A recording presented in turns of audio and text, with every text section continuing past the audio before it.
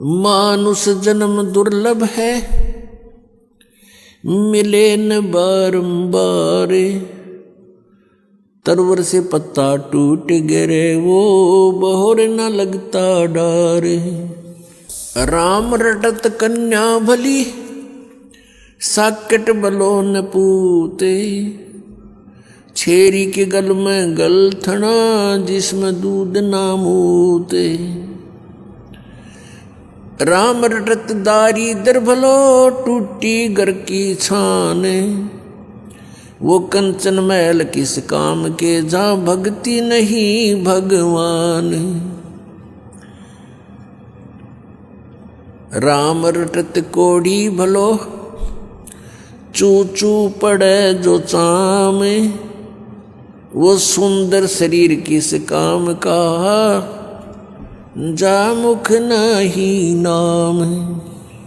कबीर जिह्वा तो वाहे भली, जो रटे हरि नाम। नहीं तो काट फेंक दियो, ये मुख में भलो ना चाम। ये मानव शरीर परमात्मा ने हमें कल्याण कराने के लिए दिया है, मोक्ष प्राप्ति के लिए दिया है। इसका यथार्थ ज्ञान ना होने से हम दुरुपयोग करते रहे, केवल इससे अपने निर्वाह के लिए ही इसका प्रयोग करते रहे। जो क्रियाएं हम भक्ति को छोड़कर, सत्साधना को छोड़कर अन्य जो क्रियाएं करते हैं, वो पशु भी करते हैं, पक्षी भी करते हैं, सभी प्राणी करते हैं। तो मनुष्य में और अन्य प्राणियों में फिर भिन्नता क्या रही, क्या आवश्यकता थी इस मनुष्य जीवन की? पुण्यात्माओं, ये मनुष्य जीवन केवल ये कोठी बंगले फैक्ट्री लगाने के लिए, बनाने के लिए नहीं मिला था। परमात्मा आए स्वयं पूर्ण ब्रह्म, और बनारस में, काशी में, भारतवर्ष की पावन पृथ्वी पर 120 वर्ष तक यहाँ रहे। एक झोंपड़ी में, एक हट के अंदर उन्होंने अपना गुजारा किया। सारे ब्रह्मांडों के दाता, सतलोक के मालिक, सचखंड के निवासी, सर्व सुख संपन्न देश है वो सतलोक, और उसको छोड़कर अपने बच्चों के लिए, आपके लिए, हमारे लिए वो परमात्मा यहाँ आए। और उन्होंने एक ट्रायल करी, एक रिहर्सल किया, एक उदाहरण दिया, उदाहरण पेश किया उन्होंने कि यहाँ पर तुमने ऐसे रहना चाहिए। इससे अधिक यदि तुम धन जोड़ने के लिए प्रयत्न करते हो तो ये तुम्हारी अज्ञानता है। घर तो 3.5 हाथ, गणात 4.25। कह कबीर अधिका गहे, ताको नहीं विचार।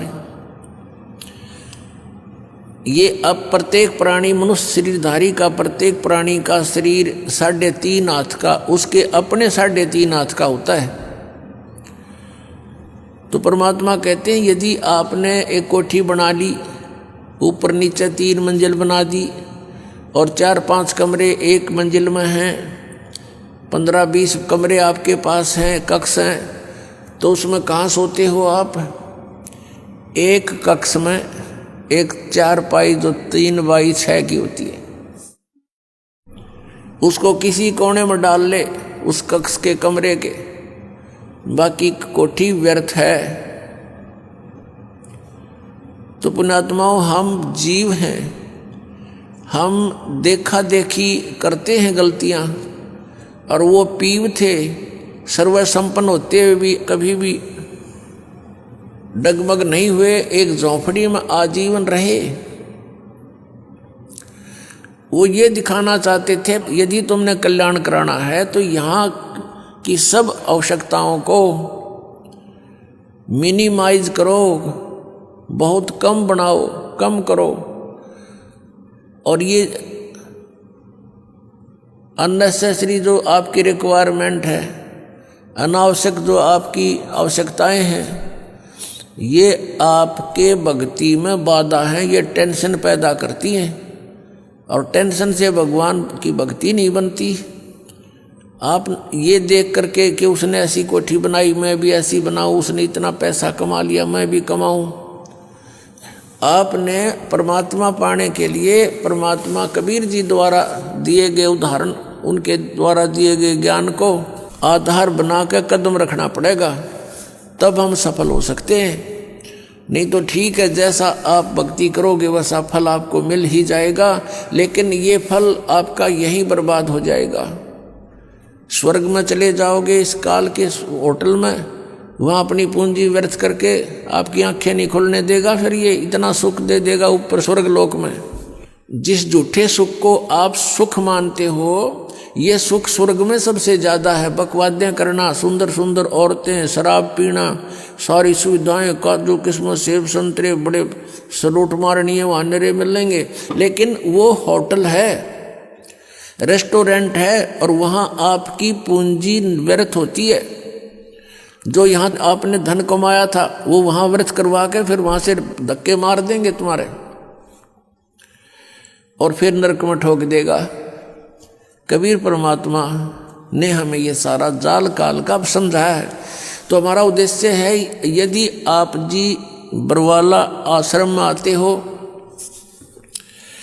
ठीक है, पहले तो पुण्यात्मा दुख निवारण की ही इच्छा करते हैं, उसके साथ साथ फिर उनको ज्ञान भी प्राप्त हो जाता है। ये समर्थ परमात्मा है कबीर जी, और ये सब कुछ कर सकते हैं, आपके सर्व कष्टों का निवारण भी कर देंगे। लेकिन जब आप सुखी हो जाते हो, परमात्मा से दूर हो जाते हो, ये एक ऐसी हमारे अंदर एक बुराई है या कमी है, त्रुटि है। हम सतलोक में थे और सतलोक के अंदर हमारे को कोई असुविधा नहीं थी, सारे सुख भगवान ने दे रखे थे, कबीर परमेश्वर ने, सत्य पुरुष ने। उस सुख में हम परमात्मा को भूले थे और इस काल को चाहने लग गए थे। ये तपस्या कर रहा था खड़ा होकर के, हम भगवान को भूलकर इसको चाहने लगे।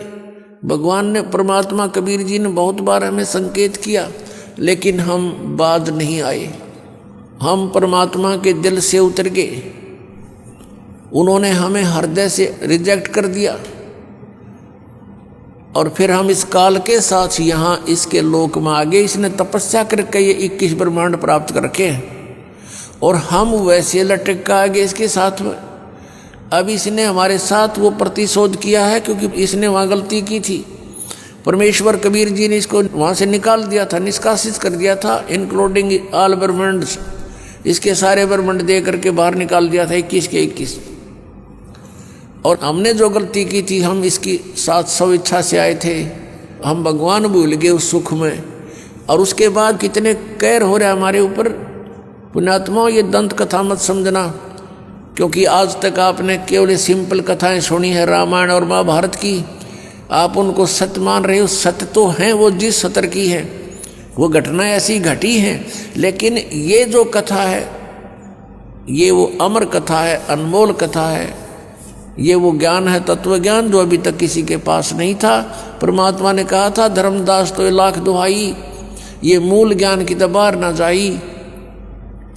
मूल ज्ञान बाहर जो पर ही, बिजली पीढ़ी हंसनी तरही।